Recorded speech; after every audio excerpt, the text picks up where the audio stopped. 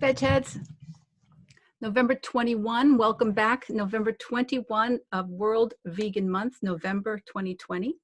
And we talked yesterday a little bit about blue zones, the areas of the world that seem to have the highest concentration of centenarians. And today we're going to talk a little bit about some of the research, the foods that, I'm sorry, my glasses are shining at you. The foods that the centenarians typically eat. And Dan Buettner writes that he never met any of the centenarians who at age 50 said, you know what, I'm going to double down and make good choices and read the labels on the nutrition labels on my foods, and I'm going to live to be 100. Said that they simply continued to eat the way people eat in their communities. And so how do they typically eat in their communities? Well, they tend to have what they call a plant slant, which means roughly 95% of calories from plants. These are typically plants that are local grown, sometimes plants and varieties that are barely even available in supermarkets around further afield from these zones. So they're very naturally located to the blue zone, individual blue zones, whether it's Icaria, Greece, Nicoya, Costa Rica, Okinawa, Japan, Loma Linda, California.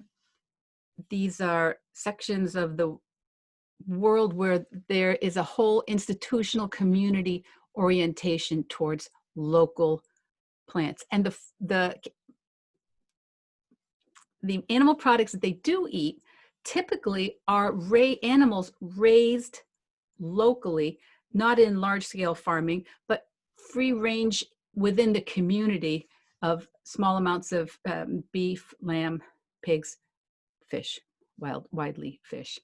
So Plant Slant, to keep if we want to emulate these communities, we would be emulating 95% whole grains, whole foods, legumes, maybe some wine, but not large calories, not large numbers of calories, not large amounts of alcoholic beverage. And so some specific vegetables that seem to come up are leafy greens, different kinds of leafy greens, including things like kale, spinach, turnip tops, mustard greens, collards, showing up time and time again.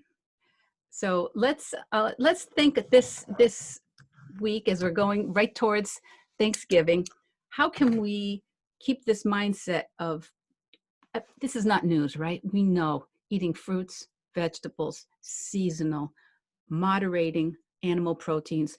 We know this is really what's best for us. This is where all those nutritional powerhouses are.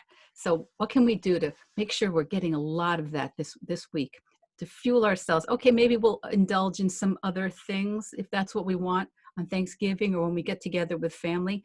I hope a lot of you will be able to get together with family in the week ahead safely, from a distance if they're not living in your house. Okay. All right, veg heads. And if I can help you go through the holidays with maybe 75, 85, 95% plant-based, I would love to help you. I think this is what I'm here for. So in the meantime, do your best and give me a email if you want to set up a phone call that we can talk about how to help you do that.